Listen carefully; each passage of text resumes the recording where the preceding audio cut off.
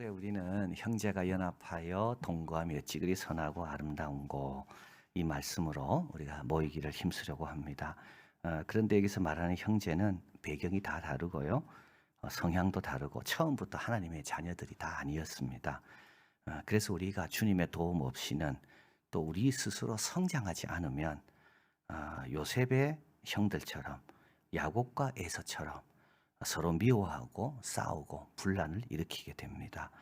이제 오늘 본문은 이 탕자 비유인데 누가복음에만 나옵니다. 형제가 연합하여 동거하기 위해 무엇이 필요한지를 잘 보여주는 내용입니다. 이 배경은 다음과 같습니다. 1절, 2절입니다. 모든 세리와 죄인들이 말씀을 들으려고 가까이 예수님께 나옵니다. 그러니까 세리와 죄인들도 예수님 말씀이 뭔지는 알아듣는 겁니다. 아이들도 알아듣습니다. 마음만 있으면 귀는 열리게 되어 있습니다. 대제사장, 서기관, 장로들 못 알아듣습니다.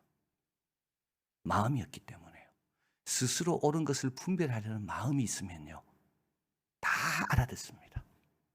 그래서 모든 세리와 죄인들이 말씀을 들으려고, 딴 거 기적을 보러 온 게 아닙니다.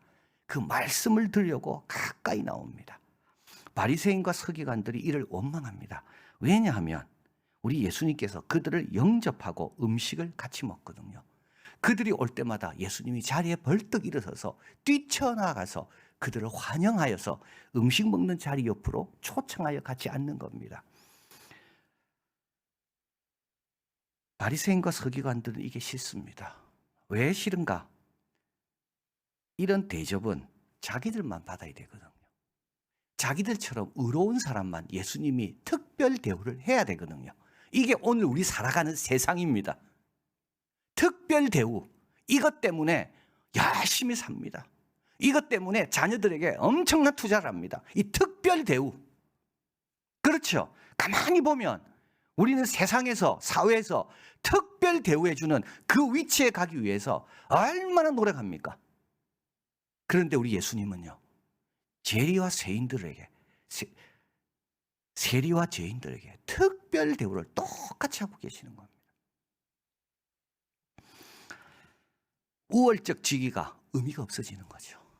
우월적 지위를 지키기 위해서 얼마나 노력했는데 예수님이 딱 오시고부터는 우월적 지위라는 것이 의미가 사라지는 겁니다. 이게 하나님의 나라입니다.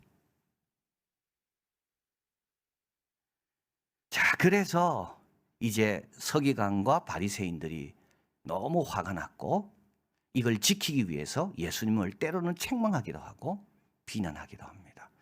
이제 예수님은 이들에 대한 응답으로 세 가지 비유, 잃어버린 양 비유, 드라크마 비유, 그리고 오늘 이 돌아온 탕자 비유를 말씀하십니다. 이 돌아온 탕자 비유는 등장하는 인물이 둘째 아들, 아버지, 첫째 아들. 그런데 여기 오늘 1절, 2절에 있는 사람들이 다 나타나죠. 둘째 아들은 죄인과 세리, 첫째 아들은 바리새인과 서기관, 아버지는 우리 하나님과 예수님. 딱 보면 알 수 있습니다. 여기에 누구를 다 지칭하고 있는지. 자, 먼저 둘째 아들입니다. 가족의 유대를 깨뜨리는 자고요. 살아있는 아버지에게 유산을 달라 해서 재촉하고 유산을 받은 뒤에는 13절, 그 후 며칠이 못 돼요. 둘째 아들이 재물을 다 모아가지고 먼 나라로 갔습니다. 그러니까 아버지 재산을 받고 고민도 며칠 하지 않습니다. 그죠? 이미 가고 싶은 마음이 가득 차 있었습니다. 그래서 며칠 지나지도 않습니다. 그리고 조금 남겨두고도 안 갑니다. 다 들고 갑니다. 그리고 가까운 데도 아니고 아주 먼 나라, 이제 가족의 연을 완전히 끊겠다는 겁니다. 돈이 있으니까요. 이제 나는 돈 갖고 내 마음대로 쓰고 싶으니까 아버지가 모르고 형도 모르는 그 먼 나라로 가서 허랑방탕하여 그 재산을 허비합니다. 여러분, 방탕과 자유가 합쳐지면 뭐가 남을까요? 비참함밖에 안 남습니다. 그래도 우리가 덜 비참한 거는요, 자유가 없기 때문이에요. 만약에 우리에게 자유가 주어지고 방탕함이 주어졌다? 그럼 우리에게 남는 거는요, 비참함밖에 없습니다. 그런데 이 둘째 아들은 자유와 방탕함이 자기에게 행복을 줄 줄 알고 아버지의 재산을 가지고 먼 나라에 가서 흥청망청 다 썼습니다. 자, 거기다가 큰 흉년이 찾아옵니다. 16절 돼지 치는 일을 하게 되고요. 돼지 먹는 쥐염 열매로. 돼지 쥐염 열매는 사람이 안 먹습니다. 돼지한테 먹이는 겁니다.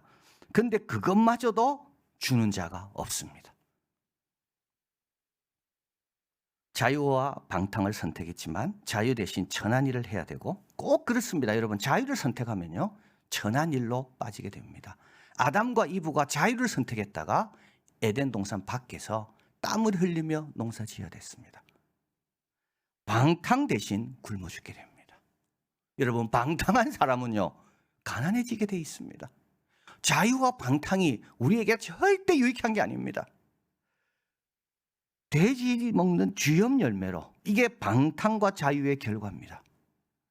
배를 채우고자 하되 주는 자가 없더라. 자, 그래서 자기 집에 있는 품꾼을 생각합니다. 우리 아버지 집에 있는 품꾼은 이것보다도 잘 먹는데, 자, 그래서 19, 20절 지금부터는 아버지의 아들이라 일컬음을 감당치 못하게 했나이다. 나를 품꾼의 하나로 부숴서 하리라고 이에 일어나 아버지께로 돌아갑니다. 근데 이 아들은요 아버지가 어떤 분인지 아직 모릅니다. 아버지에게 무엇이 가능한지 모른 채 그저 품꾼의 하나도 이거는 아버지한테 큰일일 거다 이렇게 하고 돌아옵니다. 두 번째 인물은 아버지입니다. 이 아버지는 오늘도 아들을 기다립니다. 아직도 상가가 멉니다. 20절에. 그런데 오늘따라 아들의 모습이 보입니다. 거지 같고 신발도 신지 않고, 그죠? 몸은 아주 초췌해 보이고, 근데도 금방 알아보죠. 그래서 측은히 여겨 달려갑니다. 목을 안고 입을 맞춥니다. 그리고 나서 아들이 이제 말하려고 했잖아요. 품꾼 하나 써달라고. 예, 그런데 그 말을 기회를 안 줍니다. 제일 좋은 옷을 입히고 손에 가락지를 끼우고 발에 신을 신깁니다. 예, 신을 신겨줌으로 옛날로 돌아가게 하는 겁니다. 허물을 없애주는 것을 넘어 손에 가락지를 끼고 좋은 옷을 입힘으로 명예를 되찾아줍니다. 살찐 송아지를 잡죠. 예, 그리고 잔치를 베풉니다. 24절. 이 내 아들은 죽었다가 살아났으며 잃었다가 다시 얻었노다. 여러분, 죽은 것보다 더 힘든 건 뭡니까? 잃어버린 겁니다. 여러분, 죽음은 차라리 시간 지나면 정리할 수 있습니다. 잃어버린 거는요 정리가 안 됩니다. 죽은 것보다 더 힘든 게 잃어버린 겁니다. 여러분, 산 것보다 더 좋은 게 뭡니까? 다시 얻은 겁니다. 살아있는 자체도 너무 귀한 거지만 더 귀한 게 있다면 잃었다가 얻은 게 더 귀한 겁니다. 자, 그래서 이제 잔치를 벌이게 됩니다. 여러분, 우리가 돌아왔을 때 하나님이 그러셨습니다. 그리고 지금도 누군가 돌아오면 하나님은 잃었다가 얻었도다, 죽었다가 살았도다, 그렇게 기뻐하십니다. 자, 그리고 이제 첫째 아들이 등장합니다. 자, 요게 이제 열쇠입니다. 요게 열쇠입니다. 예, 요게 교회 생활입니다. 우리 예수님 주위에는 이 세리와 죄인만 있는 게 아니죠. 바리새인과 서기관도 같이 있습니다. 예수님 주위에 제자들도 같이 있습니다. 우리 아담에게는 아벨만 있지 않았습니다. 아담에게는 가인도 있었습니다. 참, 야곱에게는 요셉만 있으면 얼마나 좋겠습니까? 채색 옷 입히고 그 참 착한 아이니까 그 둘 사이에 아무 갈등이 없었을 거예요. 그런데 야곱의 집에는요 요셉만 있는 게 아니라 그 엄마가 다른 10형제들도 있는 겁니다. 이게 교회 생활입니다. 이게 신앙생활이고요. 나와 예수님만 있는 게 아닙니다. 교회는 나와 예수님과 둘째 아들도 있다고요. 이게 교회 생활이라고요. 25절. 마다들이 밭에 있다가 돌아옵니다. 이 마다들은 얼마나 착한지 모릅니다. 지금도 밭에 가서 일하고 있습니다. 풍류와 춤추는 소리가 들립니다. 그래서 종에게 물어보니까 27절 종이 이렇게 대답합니다. 당신의 동생이 돌아왔기 때문에 당신의 아버지가 그 건강한 몸을 다시 맞아들이기 때문이나요? 살찐 송아지를 잡았나이다. 아마 형이 기뻐할 줄 알고 동생은 당신의 동생이라고 이야기합니다. 그런데 28절 형은 화가 치밀어 오르기 시작합니다. 그래서 아버지 보기 싫습니다. 자, 그래서 아버지가 이번에는 둘째 번에는 형에게로 나옵니다.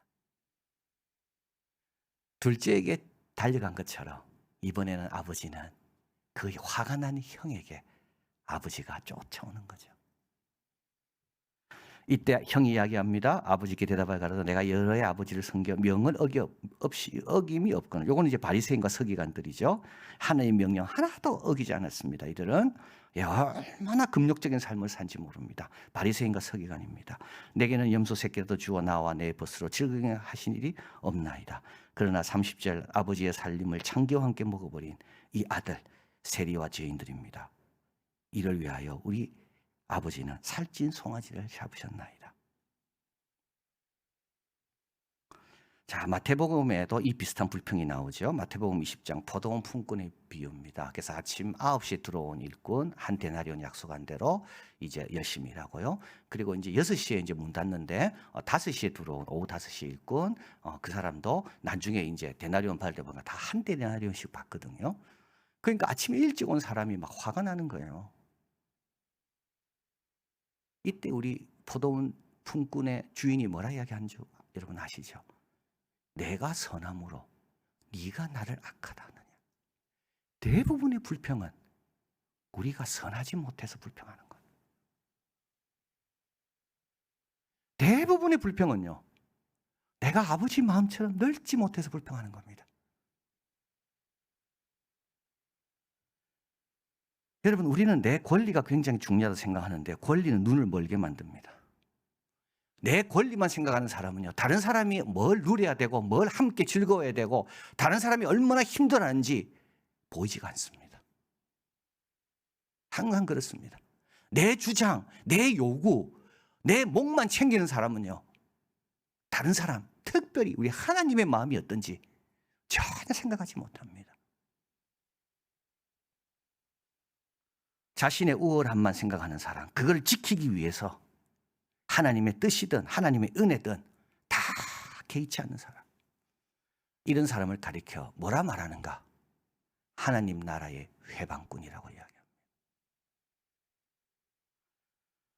누가복음 11장 52절에 예수님께서 서기관들을 이야기합니다. 서기관들은 율법 대단한 학자들입니다. 뭐라 이야기합니까?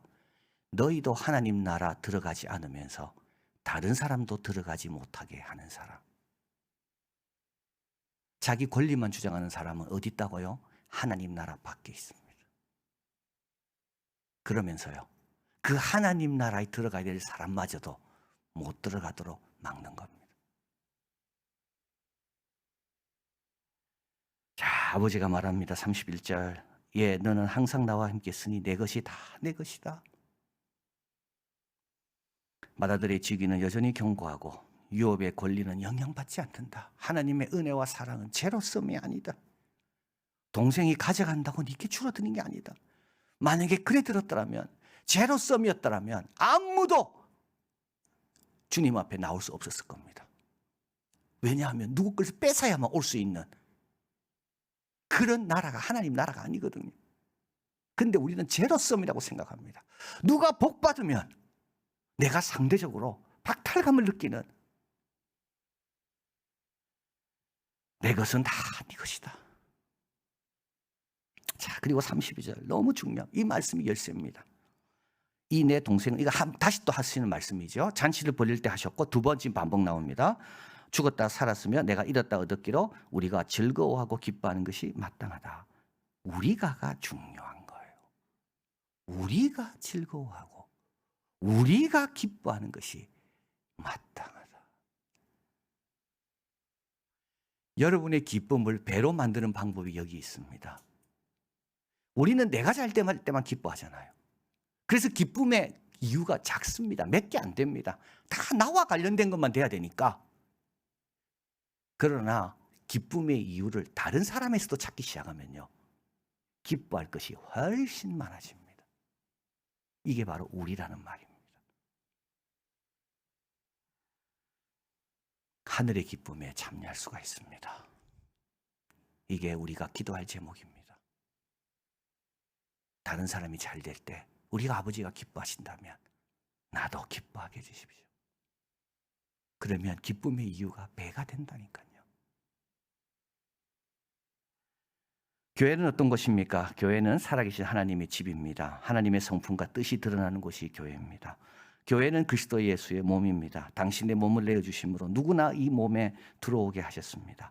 그렇다면 교회에 들어와 있는 우리는 더 성숙해야 됩니다. 아버지의 기쁨이 내 기쁨이 될 수 있도록 아버지의 기쁨, 우리의 기쁨을 제한시키는 권리의식, 특권의식 이런 걸 다 내려놔야 됩니다. 호세아서는 이렇게 말씀하시죠. 오라 우리가 여호와께로 돌아가자. 여호와께서 우리를 찢으셨으나 낫게 하실 것이요 치셨으나 싸매 주실 것입니다. 이틀 후에 우리를 살리며 3일에 우리를 일으키시니 우리가 그 앞에 살리라. 그의 나오심은 새벽빛같이 일정하시나니 비와 같이 땅을 적시는 비와 같이 우리에게 임하시리라. 찢어져도 다쳐도 하나님께 오면 싸매주시고 고쳐주신다고 말씀하는데 그들이 돌아올 때 바리새인과 서기관들처럼 그들을 막아서서 어떻게 되겠습니까? 하나님은 이틀 후에 그를 살리시고 3일을 그를 온전케 하셔서 여호와 앞에 살게 하시기 위하여 그들을 교회로 부르셨는데 이미 먼저 와 있는 맏아들들이 그에 대해 화를 내면서 그의 분깃을 나누지 않으려고 하면 어떻게 되겠습니까? 그의 나오심은 새벽빛같이 일정하십니다. 비와 같이 땅을 적시는 늦은 비와 같이 우리에게 임하시리라. 여러분 천국 밖에 있으면 안 됩니다. 교회에 와 있으면서도요 천국 밖에 있으면 안 됩니다. 나도 천국에 들어가야 되고요 다른 사람도 천국에 들어올 수 있도록 우리의 마음을 아버지의 마음으로 자꾸 확장시켜야 됩니다. 그러면 누구든지 우리 이한교회에 들어와 새롭게 되고 그리고 우리는 아버지가 기뻐하시는 하나님의 형제 자매들이 된다. 이런 우리 이한교회 우리 성도들이 되시기를 진심으로 바랍니다. 사랑하는 하나님 감사합니다. 참 우리가 들어올 때 누가 맞이해주고 자리를 비켜주고 기다려주고 격려해줘서 우리가 이 자리에 있습니다. 세리와 죄인들이 지금은 이렇지만 나중에는 하나님 나라의 귀하게 나중된 자가 먼저 되는 것처럼 쓰임받을 겁니다.